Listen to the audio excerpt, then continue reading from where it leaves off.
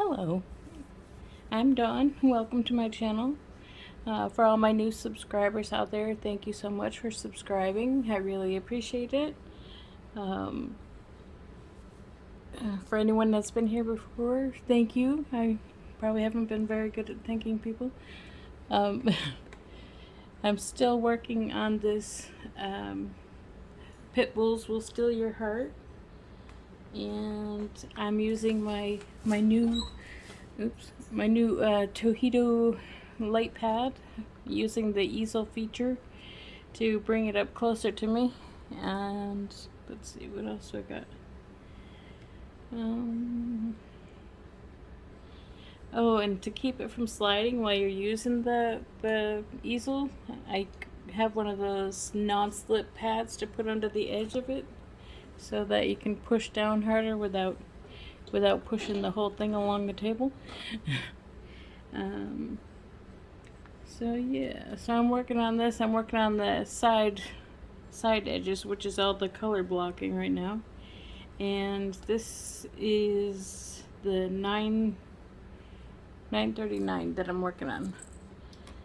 So I did all the left side last night, and now I'm doing the right side today.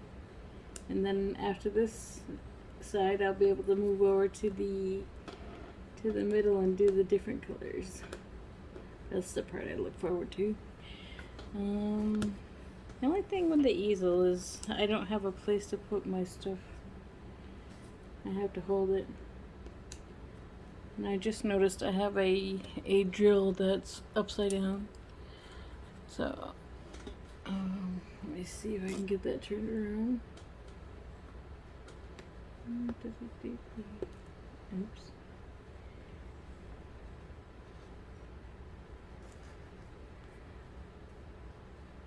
I'm still using my green pen from Diamond Art Club. There, got that turned around. There.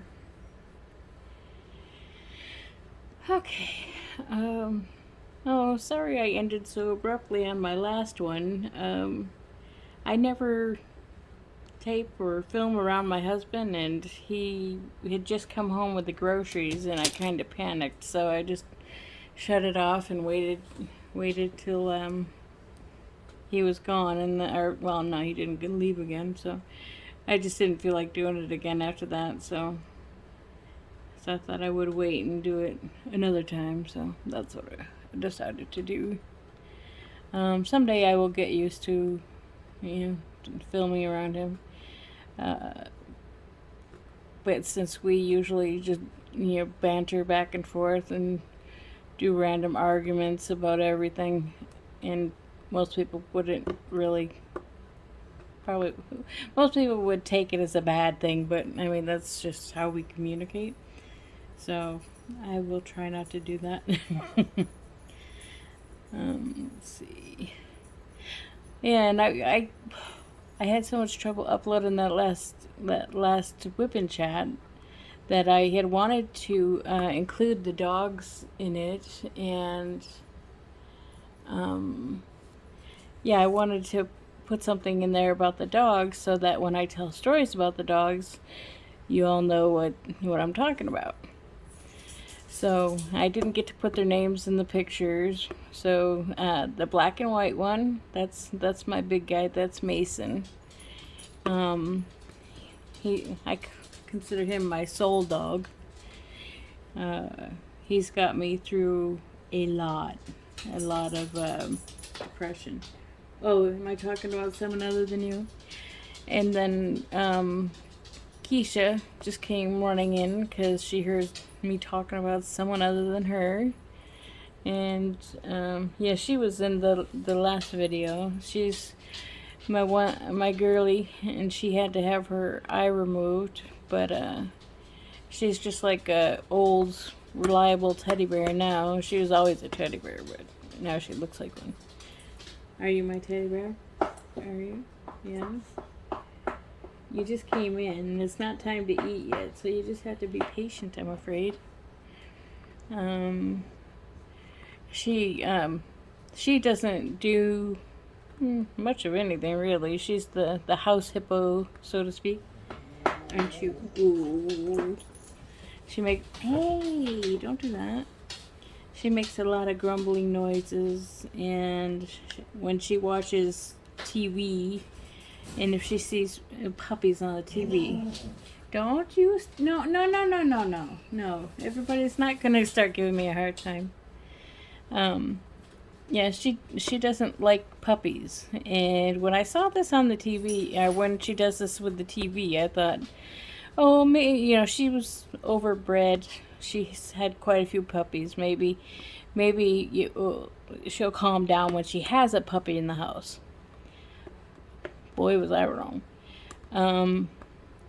So yeah, so we have a puppy now. He was born. Yeah, so we've got Mason, the black and white one.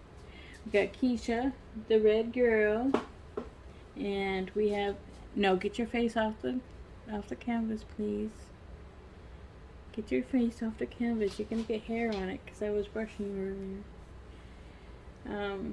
Yeah. So Indy is the baby. He was born on Thanksgiving, so we named him Indy.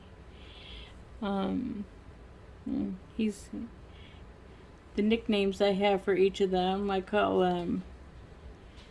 let's see, I call Mason Mr. Mason. I call him my honey, my handsome big brother, the babysitter, because he's taken it upon himself to raise the puppy when he feels like it. He's getting to be over it, I think, because a lot of times he doesn't want to go out anymore when the puppy goes out. He's like, nah, I'm good. Let's see. Yeah, Keisha doesn't like anything to do with the puppy, but she's getting better. I mean, we've had him for like 5 months now, so I would hope so. But a couple times she tries to tell him off, but it's really scary when a dog tells a puppy off because you think, oh no, they're gonna rip the head off, and she just like yells at him or growls at him really loudly, and when we sorry, I can't English today. When we first brought her home from the pounds, we got her so Mason would have some company because he was the only boy. He was the only child. So we brought her home to keep him company. And when we brought her home, he was all boisterous and a bouncy boy and stuff like that, and she didn't care for that, so she told him off and just did like the mother will jab them in the shoulder to make them stop doing whatever they're doing that they don't like, and it looks like she's biting him or going to bite him or something, but she didn't, and a lot of people mistake that and think that a dog is biting. But she didn't. She just jabbed him in the shoulder and told him to knock it off, and he instantly turned away like, oh, I'm in trouble. I'm not going to do that again. So he learned right away when she told him off. So I thought, oh, maybe the puppy will learn from that. No, puppies don't like to learn stuff. Indy is of the opinion that he is, the cutest thing in the world, which he probably is. But, oops, I dropped some. But, he doesn't understand why she doesn't like him. He's like, I'm the baby, you gotta love me. And she's not buying it. So, he's finally learning. I mean, first time I thought she was gonna rip his head off. He went over and got up on her cot when she wasn't on it. And, or no, she was on it, and he went over and got in her face, and she grabbed a hold of his head and shook him, and I was like, oh no, he's gonna die. But no, she was just telling him off, and after that we, just got really careful. I don't like to put them together anymore, but I mean, when Jim takes them out, he will keep an eye on them, and since he's the alpha, he can tell them off and they will stop doing what they're doing. Although it's really funny because he doesn't know that much about dogs, so I've had to teach him, and they take him as the alpha because he's the head of the household. But he didn't really know much about being an alpha when we met, and so he's brave enough to take them all out. Uh, uh, Usually one of them will be on a leash. Usually it's Keisha that's on a leash because you want to, keep her away from the baby, and he can usually call the baby off. So, yes, it's a little fun around here, a little circus. But let's see. Yeah, so we're slowly getting Indy to, not mess with Keisha. And it's really cute. Last night, he let him in the house off leash, and his first thing is to run through the house as fast as he can and see whatever he can find to steal to take to bed with him. And he's usually one of my slippers under the table here. But and Keisha likes to, stay glued to me. She, like, if I stay up past bedtime when Daddy goes to bed, she will stay up with me out here on her cot, and will stay up with me until I go to bed, and then she'll go in with me, and so she stays up, but when he gets ready to go to bed and he's taking the boys out, he accidentally let him in loose off the leash, and he saw she was like between and next to my table, so he like ran between her and the table, kind of like keeping his head away and slinking down. So he's getting the body language down, and because of that, she won't mess with them or tell him off or anything. But it's been a long time coming.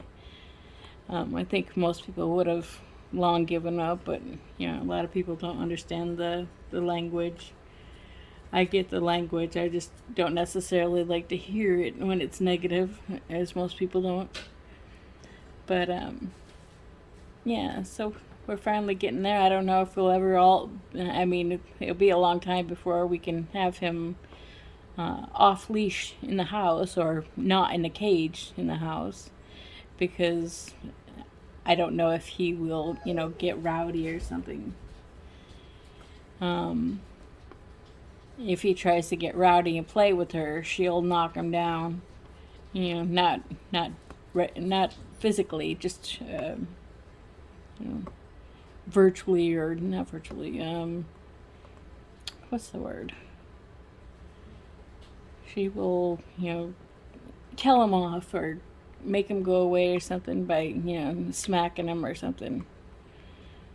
But I don't think I don't know, she might not smack him. Usually when he tries to play with her, he'll smack her in the face, and I'm like, ooh, that's gonna leave a mark when she takes his head off. So yeah, so he's been doing better at not getting himself killed. And but the thing with Mason being the babysitter, and it's really funny because he's taken upon himself to be, big brother, the babysitter, the caretaker, and all that stuff. And so I don't know how much you can see, but when the baby started whining he wants to go outside again, and he's only just come in. He's been out there for hours. But when the baby wants to go outside, he starts whining, and then Mason will come walking over, like, come on, the baby wants to go outside. I'm like, I know, I can hear him. I don't need you to tell me. But he'll come over and start harassing me. And if I'm in bed sleeping, heaven forbid I should try to lay there, Mason will come over, like smack me in the face a couple times with his paw, and then if I get my head up off the pillow, he will slide underneath me and lay down on my pillow so that I can't lay back down. Last night I had my pillow, and the couple nights before that, it probably was what was contributing to my back pain. But when I stayed up late, I would come into bed and Mason would be laying across my pillow. And he wouldn't move when I tried to get in. And of course, I'm too nice. I won't make him move. It's like, oh, you had a rough day taking care of the baby. You know, I'll slide down a bit. So I'll slide down and lay like amongst his legs or on his side or whatever. But yeah. No, we're not gonna whine.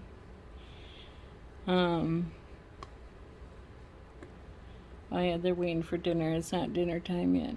And then after that you can go out. But we also have this thing I live in Arizona, and we have these horrible I'm scared to death of toads and frogs and things like that. I hate them. They're so gross. And we have these ones called Colorado river toads. No. And Colorado river toads are poisonous. But it's let's see. The way to explain Colorado river toads is they people and dogs lick them, and it's like an acid trip. They get high as a kite and they're hallucinating, stuff like that. Unless it's a small dog. If it's a small dog that licks them, it will kill them pretty much almost immediately, as far as I've heard. I never had a little dog lick them. But luckily, all the dogs I've had that lick them are big dogs, so it doesn't kill them. It just makes them trip. You lay down. You don't need to go out right this second. I'm busy, okay? Lay down. You can do it. So, I don't know. I mean, we're not even in monsoon season yet, and there's tons of toads out there. And I thought, when the sun starts to go down, maybe they go away. So yesterday I was going to let them out after dinner. It was like 5:30. And I was going to let them go out for a while to play some more in the daylight, because it was still light out. Well, it was dusk actually, but so I let them go out there, him and Mason together. And when we went out the door, they both turned and looked in the corner by the steps where the toads usually sit and hide underneath the water runoff for the air conditioner. And there were two of them in there, side by side, and I about flipped out. I panicked, tried to call them back. And Mason didn't even go over there, which surprised me, because he's never licked one, as far as I know. If he did, he didn't react like the others. First dog I had that licked one, it was a 90-pound lab mix, and when he licked it, we didn't know about it. He's the one we found out about them with. But when he licked it, he came in, I was like, he's acting all squirrely. I'm like, Muggy, what's up with you? And he looked at me, and his eyes got really big, and he like lunged at me. I'm like, what the heck? And my ex, my husband at the time, was looking up to find out more information about them, and that's when he found out that he was tripping. And because when I was making faces at him going, what are you doing? He thought that was weird and started coming at me. But we found the best way to handle it is like when they do lick a toad and they get high, and we just you're supposed to rinse their mouth out and like put a hose near the back of their mouth and rinse downwards so it makes them spit it out, the toxin, that is. Or you can take a cloth, which would probably be easier next time it happens, Mason, lie down, please. You take a cloth and wipe from the back of their mouth to the front to get the toxin out. And, yeah, Keisha's licked 2 of them since we've been here, so I was not happy with that. And she was really funny when she did it. And it's like, you didn't like that, did you? So I think she's learned her lesson, I'm hoping. But, no whining. So, yeah, so when I went out there and there were 2 toads there, and Mason didn't go near them, but I saw a stick on the stairs that the puppy had left there. So I was like, come on, Indy, and I grabbed the stick and made him come in the house to get the stick. And got him away and managed to give Keisha a treat so she wouldn't run out there. And then I'm like, oh no, she's going to kill him while he's running around the house. But I was trying to go back and get Mason in before he licked a toad. What did I do with it? So, so I went back out and gave Mason a toad, tried to lure him back in the house so he wouldn't lick the toads. And so we got him in and got Indy in, and luckily this was all like 10 minutes before Jim pulled in the driveway. Actually, I think he was already in the driveway, but he hadn't come in the house yet. But, oh my, what a drama for me, because like I said, I hate those suckers. I'm so scared of them. I don't know why, but they're just so gross. So yeah, we managed to get everybody in. Then Jim came in the house and managed to take everybody else out after he chased the toads out of the yard.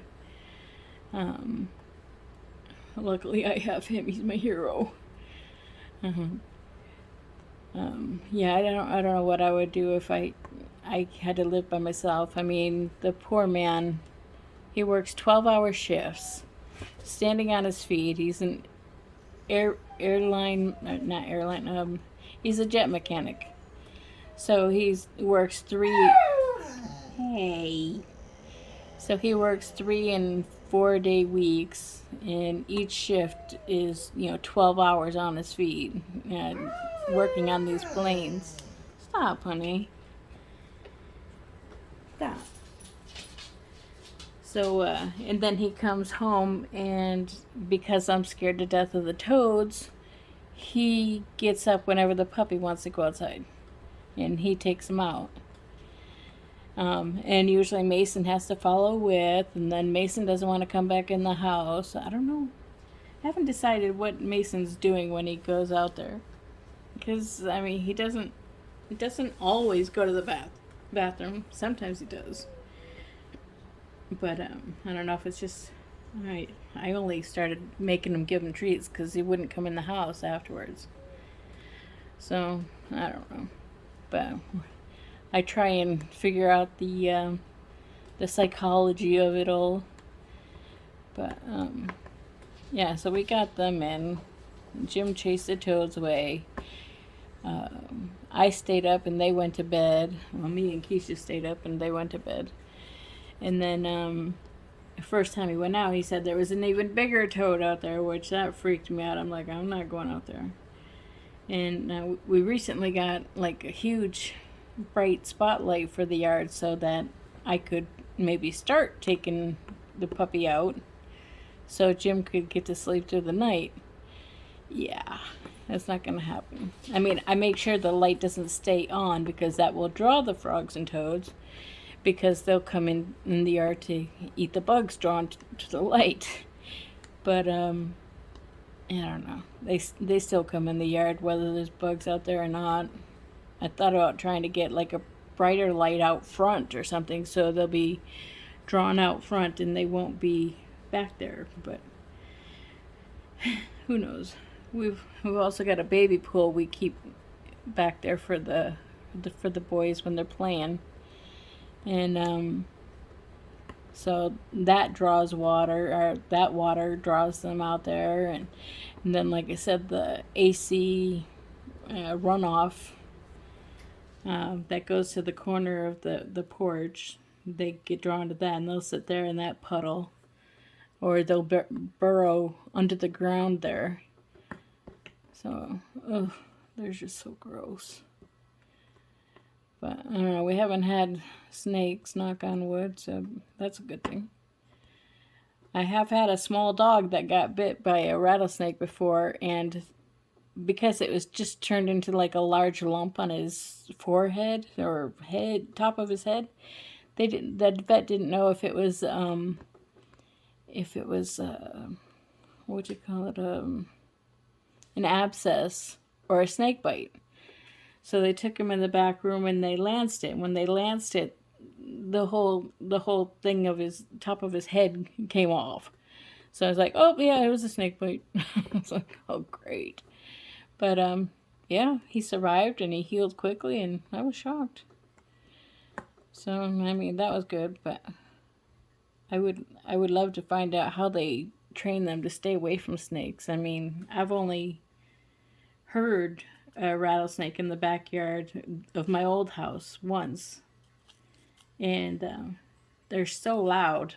If that was truly a rattlesnake that I heard in the yard, it was so loud. There's no way you could miss it. But as I've been finding out, watching lots of animal shows, is even if I would be too gross to do it, but even if you do use a shovel or a machete and cut their heads off, they can still bite you. It's like the head stays alive for quite a while afterwards, and they can still bite you and kill you. It's like, oh great. Yeah, I think cutting something's head off would really gross me out. But yeah, they also bit another big dog I had on his feet a couple times. So he had like vampire holes in his feet, but on the tops of his feet. But again, he survived the bites. Where'd that go? I don't know. So yeah, nasty critters. But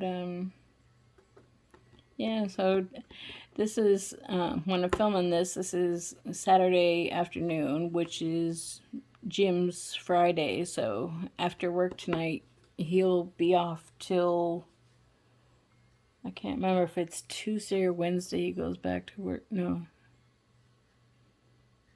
I can never remember. One day he has Wednesday off. One week he has Wednesday off. 1 week he works Wednesday. So yeah, I think he worked Wednesday this week. So he won't have to work Wednesday this coming week. So yeah. So he'll be here and able to help with the dogs. I mean, that really freaked me out that they were out still during daylight, over 100-degree day, and I was like, no.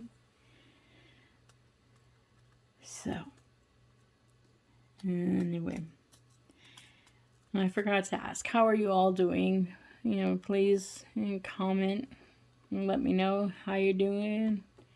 What are you up to? What are you working on? I go and visit lots of the channels. When I see someone subscribe, I'll go to their channel and look at some of their videos and stuff. And some I don't always get a chance to comment, but I do try, or I at least like. I'm trying to get in the habit of liking as soon as I hit play, liking the video so I don't forget. Some of my longtime people I've been subscribed to, because when I first started out watching YouTube, I started out watching like urban exploration, stuff like that. So a lot of them have moved on to doing scary stuff now, so I sometimes do, sometimes don't watch them, but yeah, like Omar Gosh, he's my favorite. He's such a sweet person. But I always forget to like his videos because I get so engrossed. And they've only just recently made YouTube so that I can like when I'm watching the TV, because I watch them on our 82-inch TV. So they've only just made it possible to like them. So I still keep forgetting to like his, but now that I'm, trying to grow my channel and meet new people and other enthusiasts for diamond painting, I've been trying to make it a habit to like on the way in rather than remember on the way out. So that's what I do. Let's see. Oh, I was speaking with I was messaging with Sweet Tea today. She's always talking about her sweet cat that she had, and it breaks my heart when people miss an animal. Because obviously, you've still got so much love to give for an animal, and there's so many animals out there that need homes, and we know how lovable animals are. So I've been trying to tell people about getting a letter from if you have a mental health provider, someone that you go to get your like antidepressants filled, anti-anxiety meds, prescriptions filled, stuff like that. You can usually get them from the clinic. Ask them for a letter for an emotional support animal, and if they give you that letter, you can go to the pound. You can get an animal for free.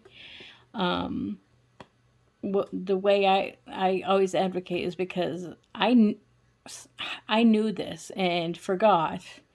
So when my ex decided he didn't want to be with me anymore at 20-year anniversary, he had to remind me, it's like, you could go get a letter. Because our adopted daughter had done that, and she was able to get a cat that she wanted to get from the pound, and she got it from got the letter from her service provider, and so yeah, he had to remind me because at the time we split up, we had 6 dogs, and when we split up, I thought well, I don't know where I'm going to end up, so I will keep the little ones, the 3 littles, and you can keep the 3 bigs. And so, yeah, we tried to do that. And we also didn't know that there was a bee's nest that we had been growing ourselves. Now, there was, we tried to make a incubator to hatch chickens once when we had farm animals. And so we had this, sorry, I can't, I'm getting dried out. So he tried to make this incubator, and then it sat in the backyard for like 10 years unused, and we didn't realize that somebody else was using it. So, yeah, it turns out we had a 10-year grown swarm of Africanized honeybees in our backyard. And after we split up, and he made me an apartment so I could live in the other end of the house because I hadn't worked in 5 years, so I had no hope of getting a job right away. So I kept the littles, and he was working a office job, so when he would come home on lunch, he would let all 6 of the dogs out. He would come get mine out of my apartment, and he would let them all out. But when he let them all out, he went back in the house and he sat down or something, fell asleep, and when he woke up, there was a swarm of Africanized honeybees, killer bees, whatever you want to call them, and they were attacking all of our dogs in the backyard. So he, got like blankets and something and stuff like that to cover himself up with as makeshift armor, and he found an aerosol, some sort of aerosol hairspray or paint or something, and went out in the yard and was spraying and trying to burn these bees to get them to stop swarming in my dogs.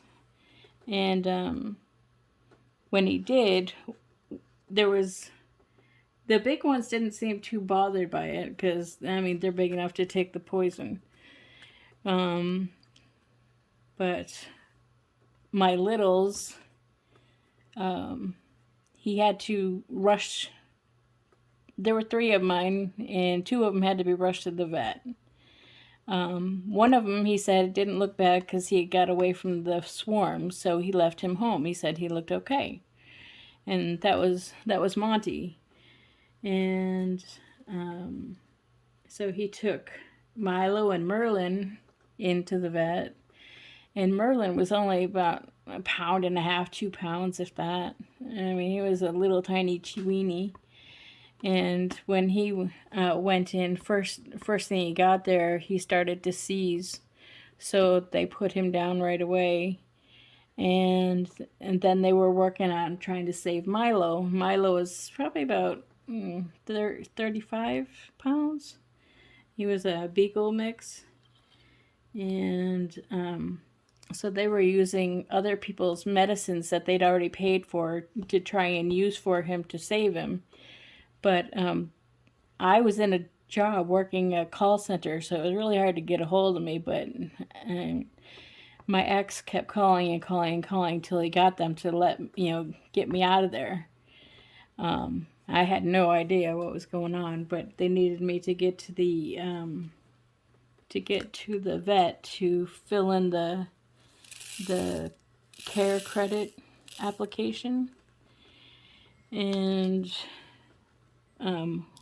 when I filled it in, I had no credit, so of course I got declined.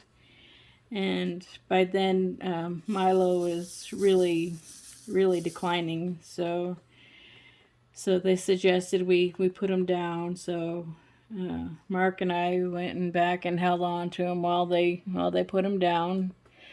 I mean, they were telling me what he would have endured and the suffering he would have went through if they could save him. With all the medications and everything, I mean, all of his organs were shutting down and whatnot. So, I mean, it would have been horrific for him. And they were saying that, well, he seems to be doing fine now. I'm like, just the fact that you think he's doing fine when you go there, it means he's not, because he does not like anyone but us. And the fact that he's, acting like he likes you, that's not good. So yeah, we held him while they put him down.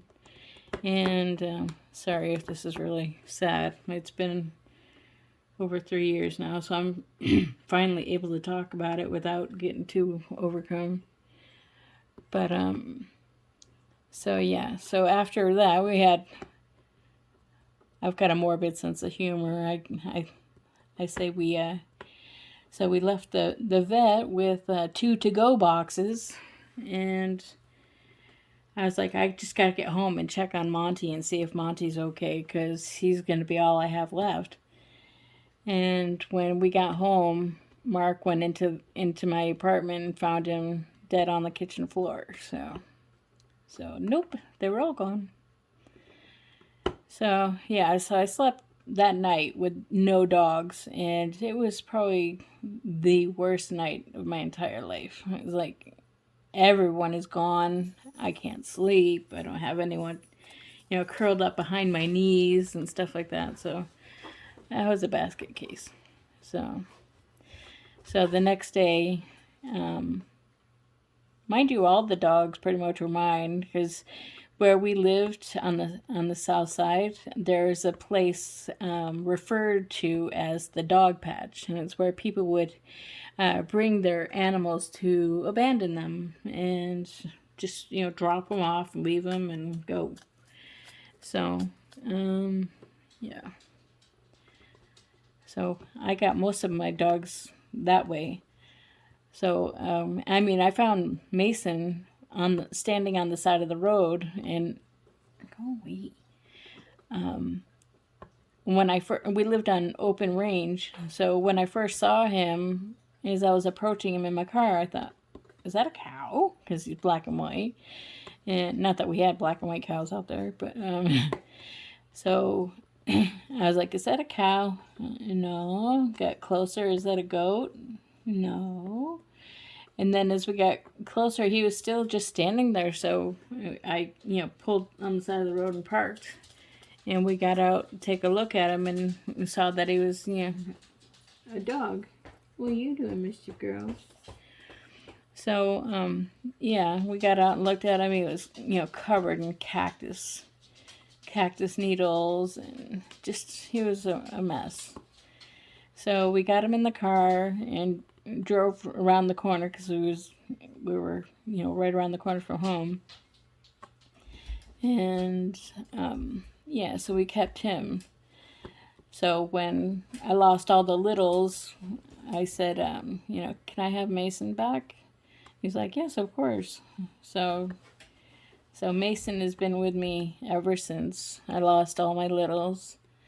And, I mean, those 3 we lost on the day of the swarm, but turns out my other 2 Chihuahuas were probably killed by the bees as well, but they died before then. Yeah. So I lost like 5 dogs to these bees. Not a big fan, but they look nothing like regular honeybees. They're about half the size, and they're horrible. They're angry. They just want to kill, maim, destroy. And I had a pull-out screen that I put on my kitchen window, and they were like 3 or 4 of them were like throwing themselves at the screen trying to get to me. And I was trying to, I mean, the reason we found out about them is because when I went out to bury one of my other dogs who had died before that, I got stung, and almost stung twice, but he kept going after me. And then finally got rid of the bees, and that's when we found out. And then Mark found out that it was a swarm and everything, so he called in a farmer who keeps bees, and he got them out of there for us. And it took, when they opened up this wooden box that we made, or he made, it took 2 men to lift the honeycomb. It was so heavy. So yeah, I wasn't there. I was at work at the time, but yeah, it was pretty impressive.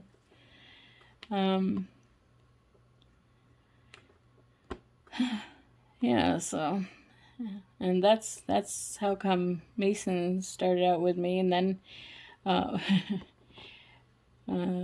once we split up and I was living in the apartment at the end of the house,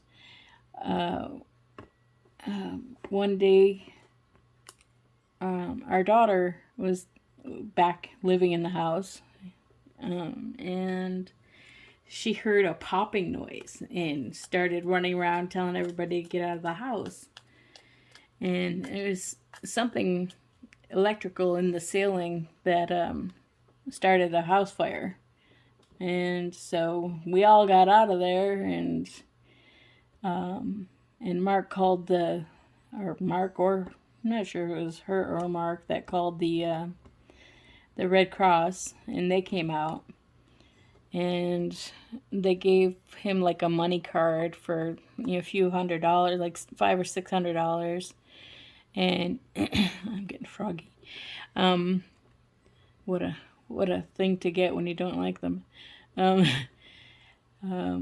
So he got us like a motel, a couple of motel rooms with the money that they gave us. And Mason and I had our own room.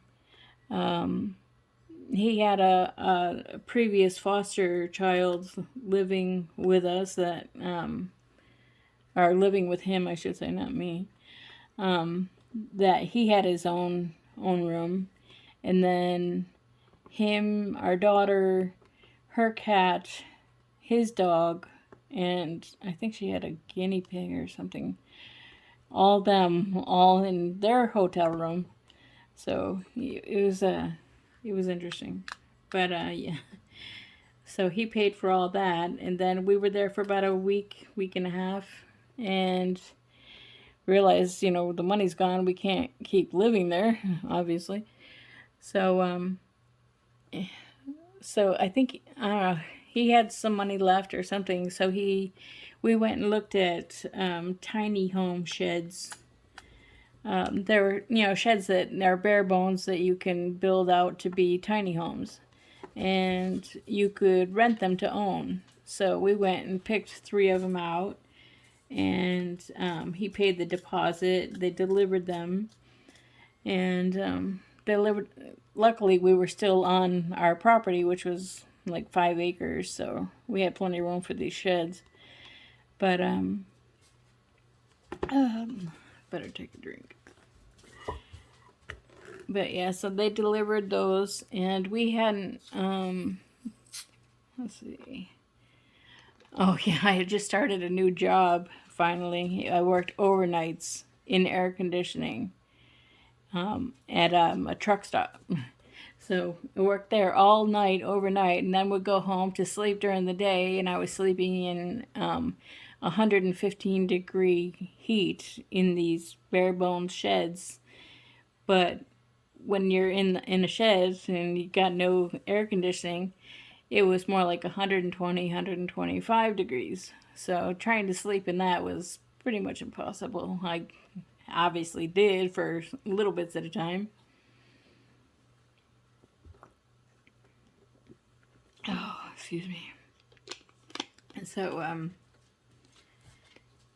yeah, that was interesting for a while, but we hadn't even had a chance to make the first payments yet on the sheds. And this freak storm came through, called a microburst.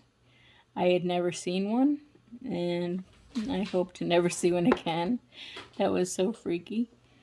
I don't know if you've heard of haboobs. Haboobs are like a big wall of sand, like a sandstorm being kicked up, and I hadn't seen one of them before except for on the news. But as I looked in my shed, I could see one coming up from the back of the property. I'm like, oh, I better go shut my windows so that sand doesn't come in here. And so I ran in to shut the window, and the all of a sudden wind came and picked my shed up off the it was on like 4 bricks or whatever, like a stand, but it picked them up off the 2 side bricks and dropped it. So mine was only on 2, so it was like tilted funny. And then there was like massive hail and thunder and lightning. It was really freaky. And so when that happened, it picked up the smallest shed, spun it around, took out the corner of Mark's house, and dropped down on its side. So they couldn't live in either of those because he couldn't keep his dogs in the house with the no corner on it. So so him and our daughter decided to go to her aunt's house to see if they could stay there, and they left the ex foster child with me, like I know what to do with him. Like I didn't want him. So I mean, he had made my life a living hell as a child, so I didn't really want to take care of him as an adult man either. And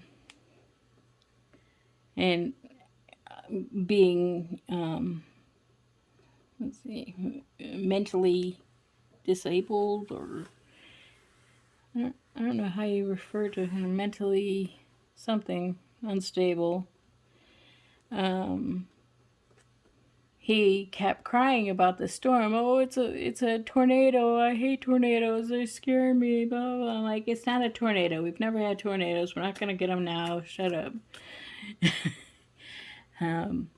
And as it turned out, it pretty much was a tornado with bonuses.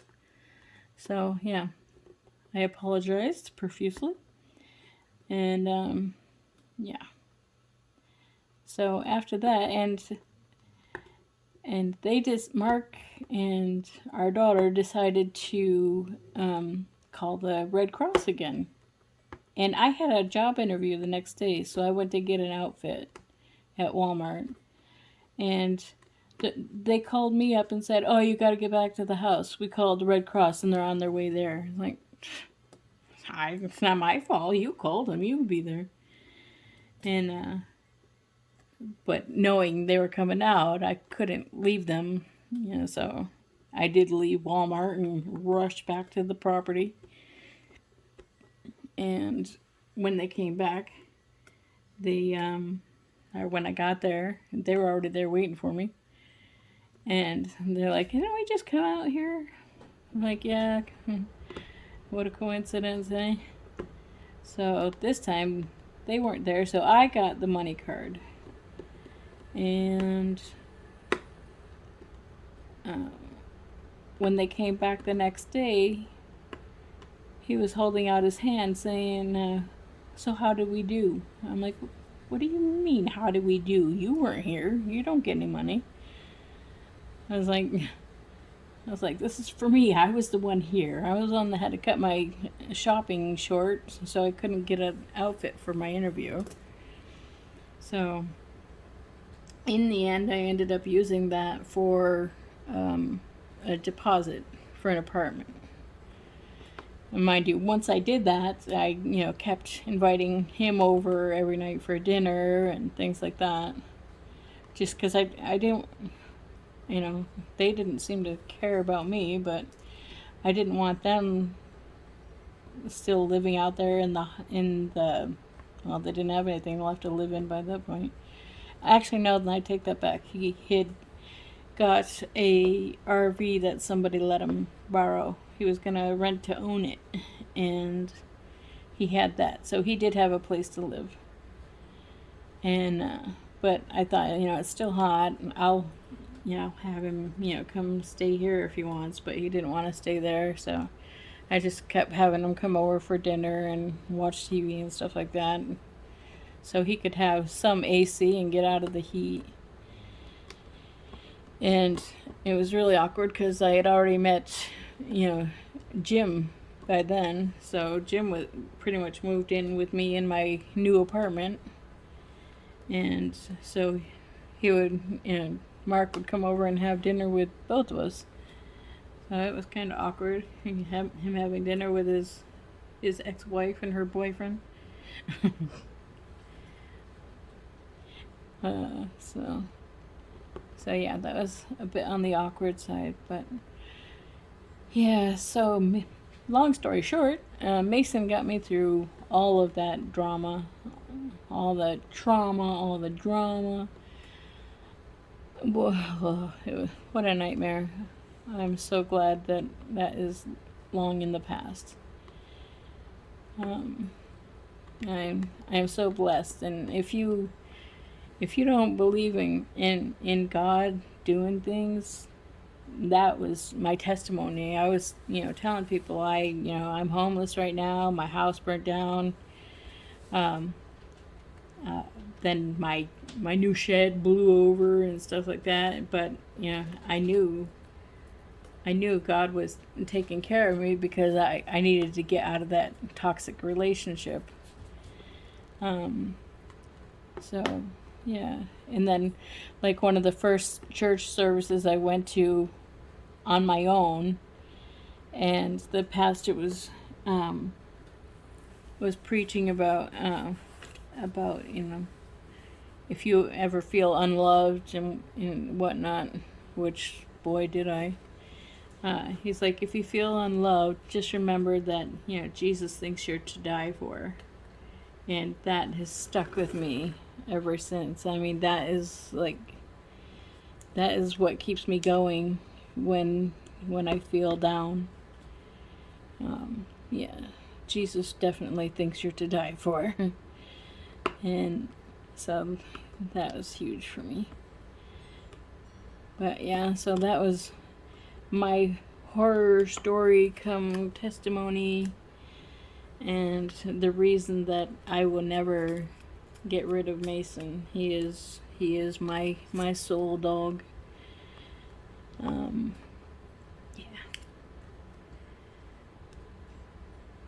Oops. Yeah, I'm making a mess here. I don't know if you can see. So, I've probably been at this for a while. Oh yeah, I have. So, I should probably wrap this up, because the dogs are going to want their food. Oh yeah, it's time for food. 5 more minutes. Alright, well, if you've made it to the end of this, I really, really appreciate you. If you did make it to the end, leave me a picture or something in the comments of a dog, and that way I'll know you made it to the end. Should probably give out prizes if anyone made it to the end of that. But I do appreciate you, and remember, Jesus loves you. He thinks you're to die for. I love you in Jesus. He gives me the power to love people I don't even know. And it means a lot that you're here. So take care. God bless. And have a great night. Bye-bye.